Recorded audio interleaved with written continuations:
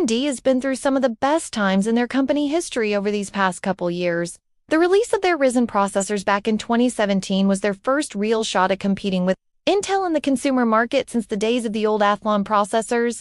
They not only made a name for themselves by competing with Intel, but they did it while undercutting them in price and offering better performance per dollar. To make matters even better, AMD then went ahead and released their epic lineup of processors which blew Intel out of the water when it came to multi-threaded performance. But it hasn't always been sunshine and rainbows for AMD. In fact, there have been several times throughout their history where they almost called it quits. One of those times happened to be during the dot-com crash of the early 2000s. At the time, AMD was depending heavily on sales from the OEM market, and when that market collapsed, so did their revenue. But luckily, they were able to hold out until things picked back up again. But that near-death experience was enough for AMD to realize that they needed to diversify their sales channels.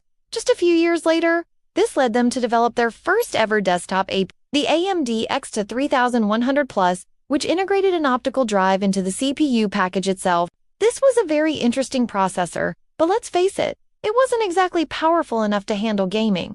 Fast forward to 2014 and we see AMD releasing their first ever HSA-based APS, the A4, A6, and A8 7th generation chips. These processors were targeted at the low end of the market and were actually quite impressive when it came to integrated graphics. The A8 7650 cake was actually capable of playing games like CSGO at decent frame rates. But one thing that really stood out about these APAs is that they had a pretty big flaw. If you ran your computer at higher voltages than what was recommended, you could damage your CPU. That's right,